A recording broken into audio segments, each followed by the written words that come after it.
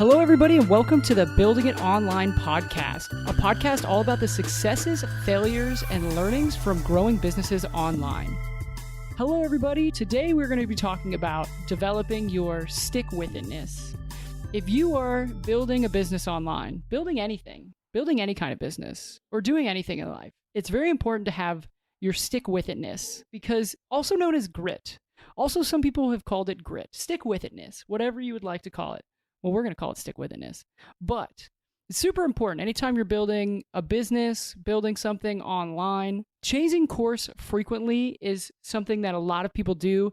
Shiny object syndrome is real, and it will destroy what your momentum and what you're trying to do. So when you change course all the time, it causes a lot of instability and confusion. You can't just restart every day.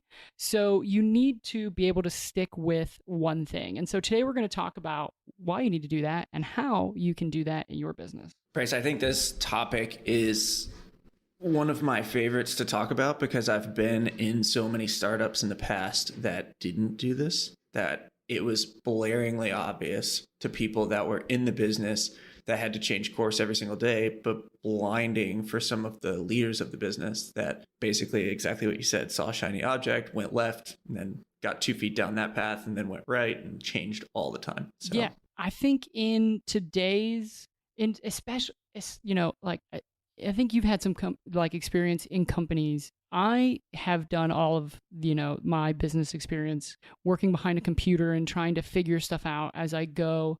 And if you go online, there's a million people telling you that this is the way to do things. And if you're not doing it this way, you will fail. And, they're like, no, this business model is the ultimate business model. No, this business model is the ultimate business model. And everybody has their own opinion. And so when you're trying to figure stuff out, it's easy to get distracted going down these different routes. And that will really cripple you. What's way more important is to choose what you're going to do and stick with that thing long enough until you get traction to make it work. And that long enough is a lot longer than most people's patience is, because you need to stick with something for years to really see it through and get to a point where you have traction. And the fun part about having businesses and the easy part is coming up with ideas and getting, buying a domain. I have lots of domains because that's easy. But the hard part is actually building a business when it's boring and when it's not exciting and when you actually have to do a lot of the hard work. So we're going to talk about some examples. Yep. I've got a really good example of someone who didn't do that it was very difficult to be there during the times that they were deciding who they wanted to be. But it was a startup in Silicon Valley, which in my opinion is one of the places that you'll see people change course the most. They hear the word pivot and they think that pivot needs to happen every other day, every third day. And they take a team of anywhere from 2 to 20 people and redirect them on a continual basis so that you get 10% of everything done and 100% of nothing done. And this one in particular, I won't name by name, but they did indoor mapping of retail stores and drew 2-dimensional maps so that you could find out where all of the products were on an iPhone. And they were going out for investment. They had a really good idea. They had really good engineers and they had a really great product, but they were going out for investment. And what would happen is all of these investors who are not necessarily professionals in their space, but they're professional investors and they're just looking for good ideas. The investors would have ideas as they were being pitched the product. And then at the end of the pitch, they would tell these ideas to the CEO of the company. And one of the investors, for example, heard about the indoor mapping solution. They heard that we had these radar systems that could go in and map things. And they knew from their previous experience that forklift collisions were one of the biggest causes of lost money in warehouse space. So they put that idea and then the indoor mapping solution together and suggested that they restructure the entire company from doing indoor mapping solutions to doing forklift collision avoidance, since it was the same sensor that was used. So we worked for months on this indoor mapping solution, and then the CEO came back from an investment meeting and sat down and said, hey, we're now in the forklift collision avoidance space. And then about 3 weeks after that, the forklift collision avoidance space was a great space to be in, but there was a larger space, which was the automobile collision avoidance space. So then we turned into an automobile collision avoidance sensor instead of an indoor mapping retail solution. And what happens is as you see these, or as you make these changes, and as the senior leadership team of the company is directing you to change course, all of the marketing and all of the PowerPoints and all of the pitch decks and all of the resources that have gone in, as well as the coding and all the technical aspects, have to be changed. So you essentially start from ground one, square one, every single time that you go through these changes. And for the founder, the CEO of the company, it might not be that different because it's just conversations that they're having a little bit differently during their pitches and during their strategic meetings. But for everybody below them, it's debilitating. I mean, it's absolutely just crushing to hear that everything that you've done is now null and void and you have to restart. Yeah. What about you? Have you heard similar instances? Yeah, I think, from my perspective in the online space, you see so many different, a lot of people start with the same goal of like, it usually starts with, I just want to make X amount of dollars per month. It's like, I just want to make $3,000 per month, or I just want to make $5,000 per month, or I just want to make $10,000 per month, but working from home, doing the internet thing. And so you go online, you start looking, and it's like, well, someone's like, no, the agency worlds are the way to do this. And someone else, no, e-commerce is the way to do this. And someone else, oh, no, supplement business is the way to do this. And so what a lot of people that I have seen do in this space is they get started, they find a little success, and then when it gets hard or when it gets boring, they go, you know what, this isn't the one that's going to work. What I need to do is have a different business. And so they stop what they're doing and they try to go start another business. When in reality, all of these businesses will work. You can make money with all of them. There's so many different ways to find success, but you do have to stick with it long enough to find your success by, finding the right, like your place in the market and getting enough experience and results and cash flow coming in that you can grow a really good business. And so what I think that a lot of people do is they bounce from idea to idea, from business model to business model, and it's almost, on a subconscious level. I don't know if it's subconscious or what, but I feel like a lot of people are trying to avoid doing the hard work and think that there's like some business model that's just magically easier than a lot. Yeah, I think it's a big psychological thing too. Like there's kind of like you said, when it gets hard or when they get bored, there's an excitement to having a new idea and then telling it to somebody and having them be excited about that idea and then the potential, right, of what could be. And you don't really look at what it's going to take to actually get there. All the content, all the grit, all the, conversations and the first negative feedback that you get and so on and so forth. Like it goes on and on. But I do think that it's a big psychological hurdle to get over and say, like, I'm going to do this no matter what. But we had a podcast interview yesterday with Pi Yoga Pants. And one of the things that she had said was she put 100% of herself into that project, and no matter what, it was going to work. And I think when you have that dedication and when you know that there's going to be times that you have to develop your stick-with-it-ness, as they're saying, then it makes it a lot easier to get through that. Yeah, there's a really good article online that I have read that was talking about how to avoid shiny object syndrome. And really what the whole point of the argument, like the argument that the author made was basically, if you want to start something and you want to be successful at it, you should come up with your idea and then buckle down and spend the next 2 years working on it. And you don't get to call it quits or say it's not going to work or pull the plug until after you've worked on it for 2 years. And after 2 years, you can make a decision on whether or not you want to keep moving forward. Because before that, you can't really say that you've tried. So I think that's really smart. And we did that with this podcast, right? Where we were like, we're going to sit down for this many episodes in this much time and record every single week. And we're going to continue at it because we know that there's going to be times where it's hard or where we're busy. And it's so easy to fall into that trap.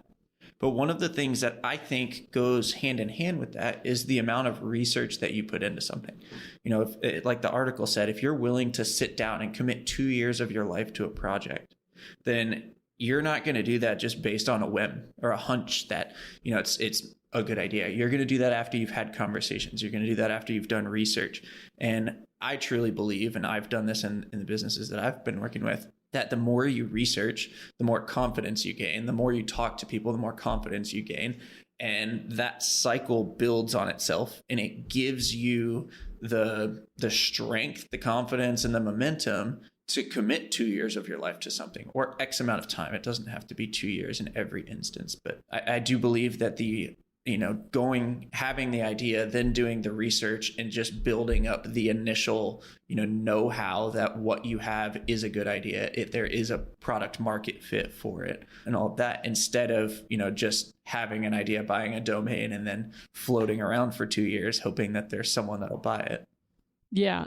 And I think too, one of the things that's challenging, but is really important is really figuring out what the real logistics of success look like for your business model that you're trying to run. Because if you're trying to start an agency or a physical product brand or, digital product sort of business, it's really easy to go online and see a lot of like hype around like how quickly you can make insane amounts of money. But it's really to come at it. Like if you look at, even looking at like how people start traditional businesses and the kind of investment people assume that they're going to put in, the amount of time they're going to get before they get money back. If you can get past a lot of the hype that's out there and look at what the real like day-to-day infrastructure of a business model like that is and what it takes for you to start to make money with that, you realize like a lot of these businesses aren't making money for the first 6, 9, 12 months. We did an interview with the Zen dudes or with the jump rope dudes a couple weeks ago.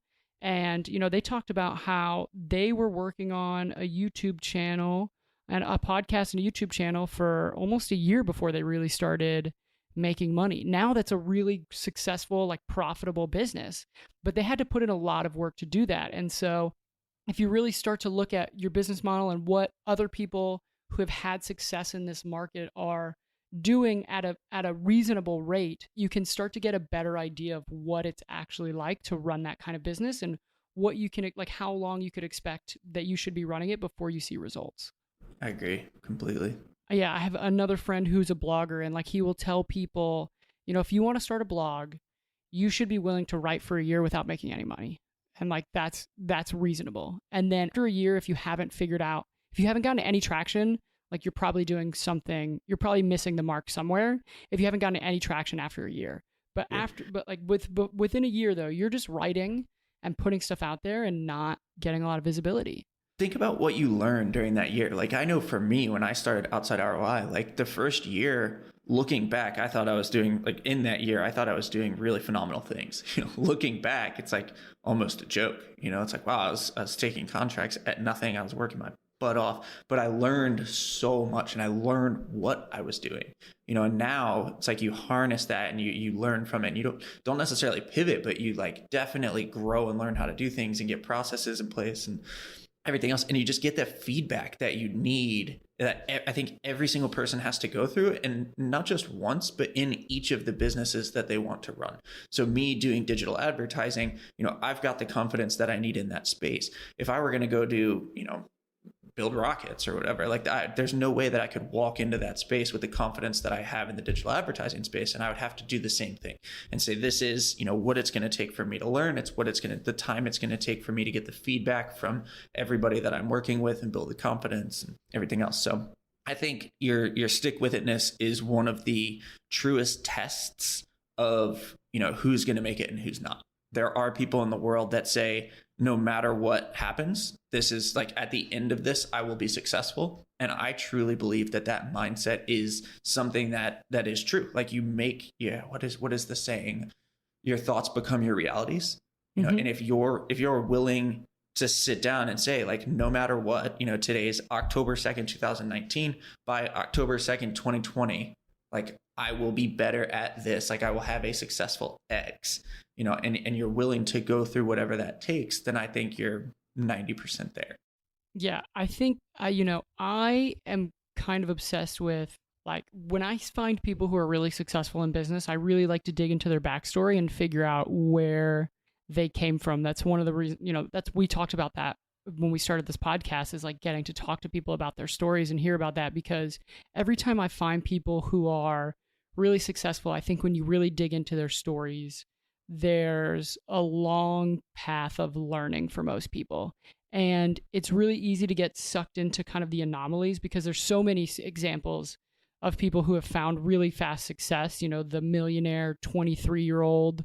But there's far more examples of the guy who spent 7 years working, making $35,000 a year until he, finally had the right skills and he knew the right people and he, took the actions to then launch $1 million business.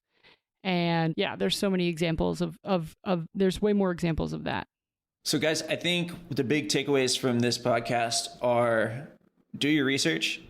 Don't just come up with an idea and commit 2 years of your life to something blindly. Do research, talk to people. There's no harm in telling people about your idea. The chances are they're not going to do anything about it. I think there was a statistic I saw that was like a 96% chance that everybody thinks that if you tell someone your idea, they're going to steal it and they're going to run out and be, billionaires before you can even write down the name of your company. And that's not true. I think it's a 96% chance that the people you tell your ideas to will either not care or not do anything, even if they do care. So talk to people, figure out, if it's a good idea, and then set a timeline and develop your stick-with-it-ness and make sure that you're going to do whatever it takes to get through all that. Yeah, I think the best thing you can do is do some research, come up with your decision, and then, plan to roll up your sleeves and get to work every single day for however long you decide it is. We have so much more control over our inputs and the work that we do each day than we do our outputs and what kind of results we get for that.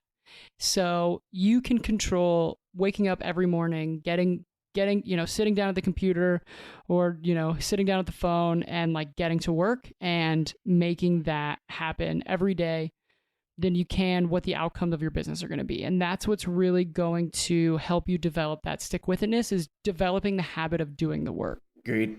And I think the first place that you guys should research is in all of our previous podcast episodes, which are now on iTunes and Spotify. And then you should review them because we need reviews. Yes. So we have a really good interview that we did with the Jump Rope Dudes and how they started their business. And Sophia Berra's interview that's coming out next week is about how she started a virtual financial planning agency company, which is really awesome. She's got an incredible story. So check those out. If you really like them, leave us a review on iTunes. We'd really appreciate it.